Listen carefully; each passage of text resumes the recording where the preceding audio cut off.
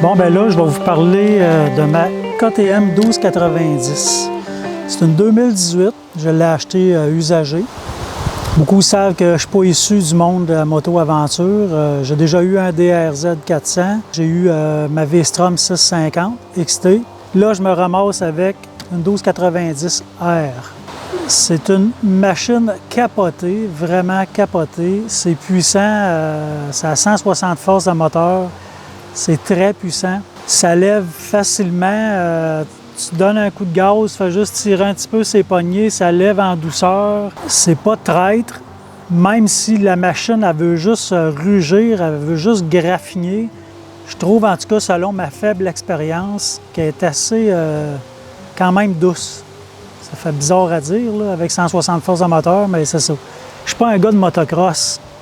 C'est pas dans mes habitudes de faire de la trail, puis de me promener juste sur une roue, puis de faire des jumps, puis voir dans la boîte, puis des racines, puis des roches.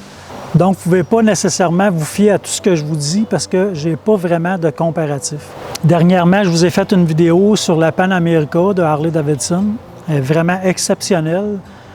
Mais le lendemain, j'ai rembarqué sur ma 1290, puis là, j'ai comme catché, ouais, c'est vrai que la 1290, elle a une grosse coche au-dessus. Je la trouve beaucoup plus maniable. Elle est très haute, mais le guidon, il me tombe vraiment bien dans les mains. C'est sûr que j'ai mis des risers. Une moto, ça s'adapte. On n'a pas tous le même gabarit. Il faut adapter la moto à sa physiologie. Il faut l'adapter pour nous autres. Donc moi, je trouve que la 1290 est vraiment haute. Elle me protège vraiment bien des jambes parce que le réservoir, il déflecte l'air vraiment comme il faut. L'inclinaison du guidon, il est parfait. L'instrumentation, l'écran, tout est parfait. Il y a des choses un petit peu plus faciles, intuitives, mettons, sur la Pan America. Mais quand c'est ta propre moto, bien, tu l'apprends assez rapidement quand même si c'est plus compliqué. Mais ce que j'avais aimé de la Pan America, c'est la désactivation du contrôle de traction rapide avec juste un bouton. Là, avec la KTM, bien, je suis obligé de rentrer dans le menu. Si on regarde la moto, honnêtement, avant de l'avoir, je ne l'aimais pas, cette moto-là. Elle ne m'a jamais attiré. Elle n'était pas dans mes choix. J'ai finalement pris cette moto-là parce que le prix était intéressant, puis c'est là que je suis allé la voir en personne. Parce que je ne m'étais jamais vraiment retrouvé en face de cette moto-là pour l'analyser. Quand je suis allé la chercher, j'ai vraiment été intimidé. Je ne sais pas s'il y a une autre moto-aventure qui est plus haute que celle-là, que la R, mais elle est vraiment haute. On dit qu'il n'y a pas de moto trop haute, mais désolé, moi je trouve qu'il y a des motos trop hautes. Oui, quand tu es habile, tu es capable quand même de contrôler puis de marcher à côté, mais à tous les jours, plusieurs fois par jour, quand tu fais un road trip, d'être obligé de marcher à côté ou quand tu fais du off-road comme dans les sentiers que je suis aujourd'hui, avec des terrains accidentés, dénivelés, bien, c'est vraiment pas évident, juste de le mettre sur le pied des fois, là. La moto est assez droite, puis si ça penche le moindrement, tu la mets sur le pied, tu débarques, la moto, elle tombe avec toi. En tout cas, pour moi, je trouve que c'est une moto qui est un peu trop haute pour moi. Il y a des gens qui vont dire ma moto est aussi haute, tu sais, des motocross, là, des full cross, là.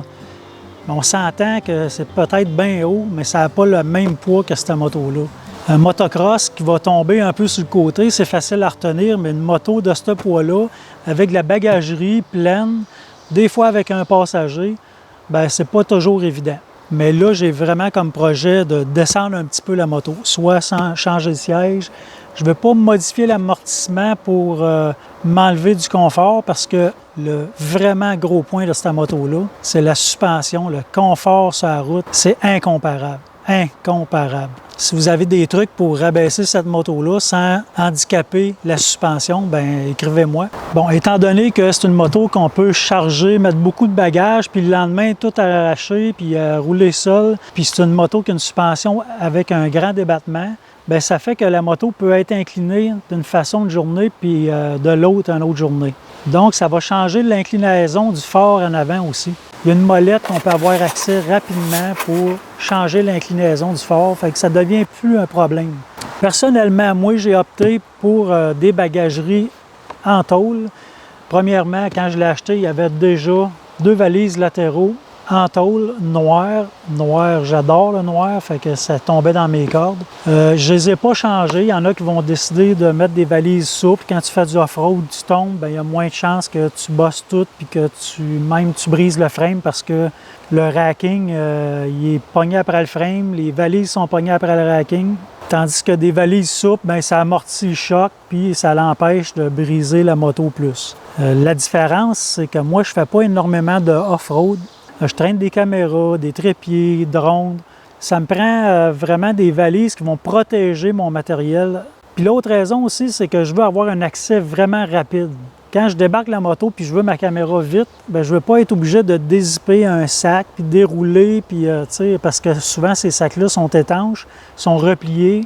Tandis qu'avec ces valises-là, j'ouvre le couvert puis je vois tout de suite ce que je veux. C'est facile puis rapide d'accès. J'ai des pneus dessus qui ne sont pas vraiment off-road. Puis ces pneus-là, bien, c'est des TKC 70. J'ai remplacé déjà un pneu puis j'ai remis la même chose qui était dessus parce que je fais beaucoup de routes, de gravier. Puis aussi, j'aime beaucoup, quand je rentre d'une courbe sur l'asphalte, bien, j'aime bien que ça morde puis que ça colle puis que je puisse incliner la moto à mon goût. Donc, ça me prenait un pneu qui tient vraiment la route. Puis en plus, bien, c'est pas le meilleur parce que j'ai une bande de roulement sur le pneu arrière pour empêcher les vibrations, le bruit sur l'asphalte. Puis qui dit bande de roulement, bien, ça fait un petit peu moins d'adhérence quand le sol est mouillé, dans la boîte, sur le gazon. Mais c'est pas ce que je fais prioritairement. Sur cette moto-là, c'est la R d'origine. Il y a moins d'options que sur la S, que j'ai entendu. Mais j'ai les poignées chauffantes. Je ne sais pas s'il y a eu des options rajoutées par l'ancien propriétaire, mais j'ai une option, je pense, qui a été entrée dans ma moto, qui peut se connecter avec mon téléphone intelligent. J'ai des handguards aussi qui nous protègent des branches si je ferais plus de off-road, mais aussi qui empêchent le vent de frapper mes mains. Au printemps et à l'automne, ben, c'est bien apprécié aussi. Si tu veux savoir si c'est une moto pour toi, si tu n'es pas dans le monde de la moto-aventure, ben, je te dirais non. Parce que c'est vraiment une moto qui est haute, qui est méchante. Oui, ça se fait. Oui, tu peux acheter ça. Je te dirais même que la Pan America standard que j'ai essayé dernièrement, bien, est plus adaptée à un nouveau conducteur dans ce monde-là. Malgré qu'elle traite un peu, là, est moins prévisible. Puis c'est pratiquement le même nombre de forces de moteur. Mais tu sais, des V-Strom 650, V-Strom 1000, Ténéré 700, ça dépend vraiment de ton budget et de ce que tu veux faire avec. Parce que, comme je disais dans la vidéo du Pan America, il y a plusieurs marques qui créent des motos aventure. Puis même ces marques-là, des fois, ils ont 2-3 modèles. Puis tous ces modèles-là ont des subtilités qui font qu'une est plus adaptée à faire du off-road, l'autre est plus adaptée à faire de la route. Même si tu peux tout faire avec ces motos-là, il faut vraiment que tu évalues tes besoins et que tu cherches la bonne moto. Moi, je suis vraiment tombé en amour avec cette moto-là. Plus je la roule, plus je suis en amour avec.